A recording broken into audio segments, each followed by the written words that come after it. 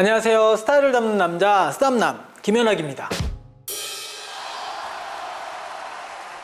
오늘은 너무나 간단한 초간단 요리를 준비했는데요. 우리가 보통 집에서 콩나물 무침 많이 해 드시잖아요. 그거보다 더 간단하고 그 다음 아삭아삭한 식감이랑 차돌박이랑 같이 먹어도 맛있고 뭐 전에다 넣으셔도 되고 이렇게 저렇게 활용도가 높은 숙주를 가지고 오늘은 숙주나물 무침을 한번 만들어 보도록 하겠습니다.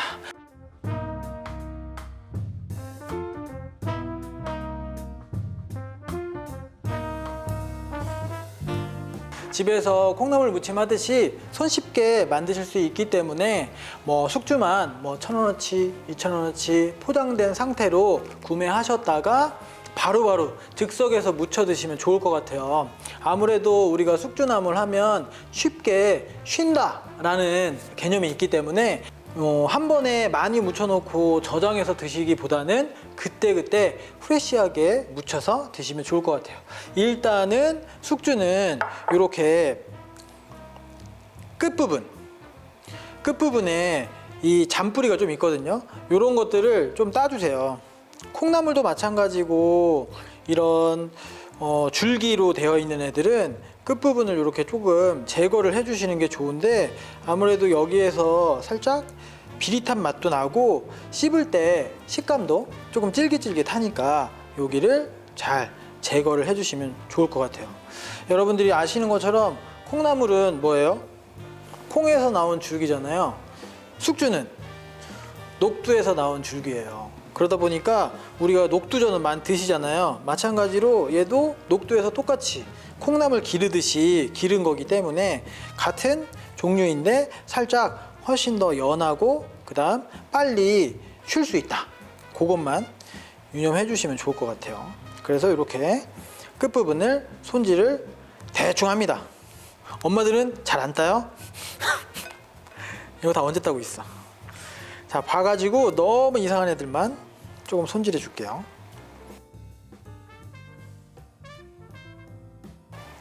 물이 끓는 동안 들어갈 채소들 조금 손질을 해볼게요. 쪽파는 뭐 한 3에서 4cm 정도. 그래서 얘도 저는 오늘 같이 한번 데칠 거예요. 쪽파 줄기가 뿌리 부분이 너무 두껍다 하시는 분들은 조금 쪼개서 쓰셔도 되겠죠. 그 다음에 양파도 마찬가지 지금 한 반 개 정도만 넣을 건데요. 너무 두껍지 않게 곱게 썰어 주시면 되겠어요. 너무 두꺼우면 아릿한 맛이나 매울 수 있으니까요. 그래서 조금 더 식감을 아삭아삭하게 만들고 싶다 하시는 분들은 찬물에 넣어가지고 매운맛도 좀 빼고 아삭한 식감도 올려주시면 훨씬 더 좋을 것 같아요. 여기까지 됐으면 지금 이제 물이 끓으니까 숙주를 한번 데쳐 볼게요. 자, 이렇게 물이 끓으면 여기다가 소금을 한 큰술 정도 넣어주세요. 그 다음 아까 손질해둔 숙주를 넣고 끓는 물에서 3분 정도. 우리 예전에 잡채 만들 때는 전기포트로 그냥 부어가지고 그렇게 데쳤었는데 숙주는 그래도 조금 힘이 있어서 한 3분 정도는 데쳐주시는 게 좋아요.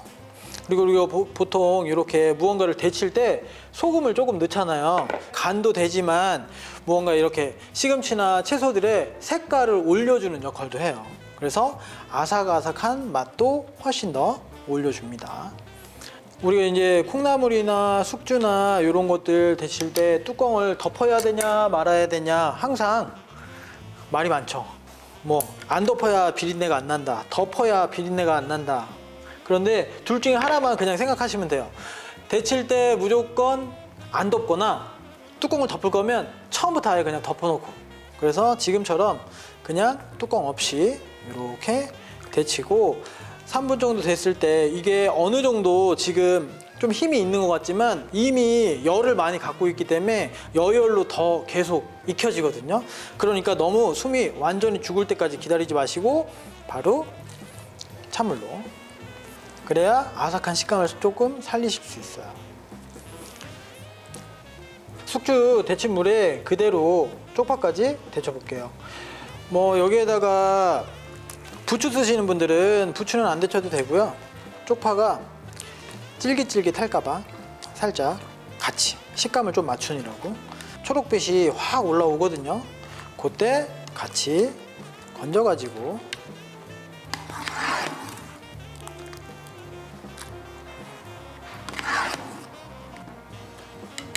자, 이렇게 잘 데쳐진 숙주와 파를 조금 물기를 제거해 주시는 게 좋거든요.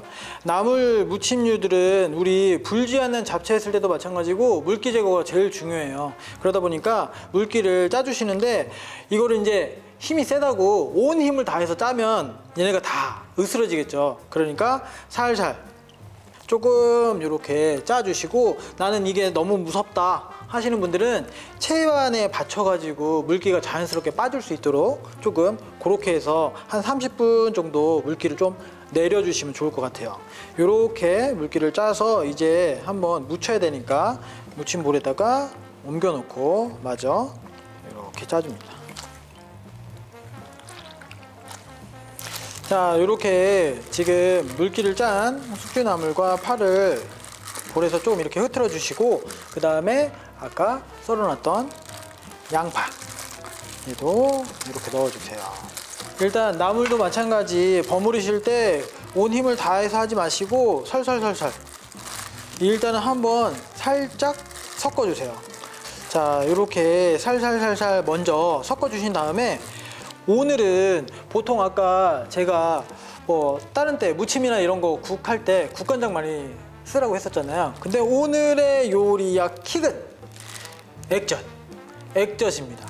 액젓을 넣었을 때 감칠맛이 훨씬 더 배가 되고, 이거를 많이 넣었을 때는 비릿한 맛이 있지만 적당히 넣었을 때는 굉장히 이 뭐랄까 깊은 감칠맛이 폭발하면서 이 나물이 가지고 있는, 숙주가 가지고 있는 수분과 아삭한 식감이 만나서 굉장히 매력적으로 변하거든요.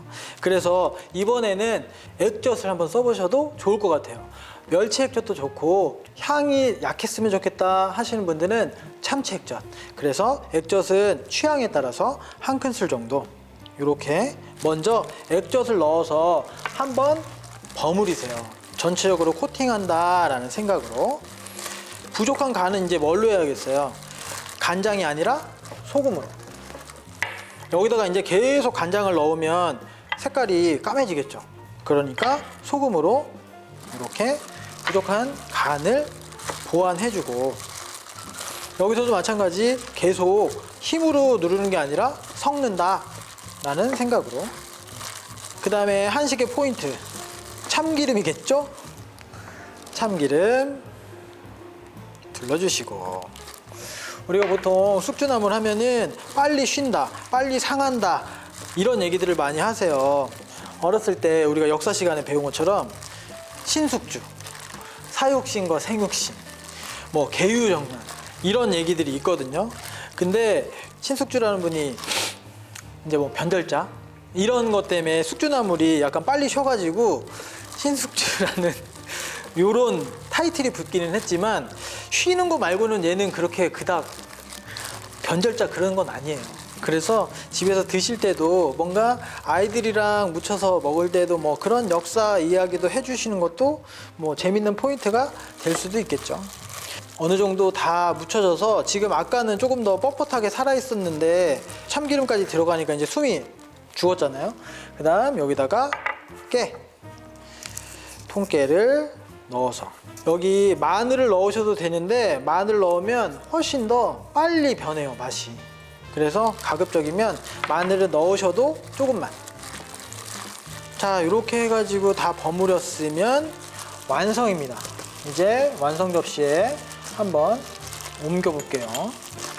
자, 우리가 이런 나물이나 잡채나 이런 것들 담으실 때 어떻게 하면 조금 예쁘게 담을 수 있을까 많이들 고민하시는데, 이렇게 힘이 없는 무침류들을 담으실 때는 담으실 때 최대한 공기를 많이 넣어 주셔야 돼요.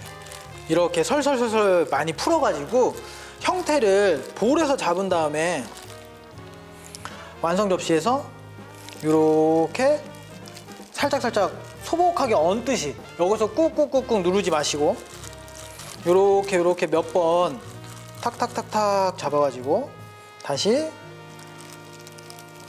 이렇게 가볍게 얹어 주셔야 돼요. 얘네들이 눌리지 않고 예쁘게 담길 수 있으니까 꼭 집에서 손님들 오셨을 때 혹은 반찬 담아내실 때 이런 식으로 담아 보시고, 아까 우리가 쪽파를 조금 데쳤잖아요. 이렇게 위에 조금 보이게, 시각적으로도 먹는 맛이 있으니까. 자, 탁.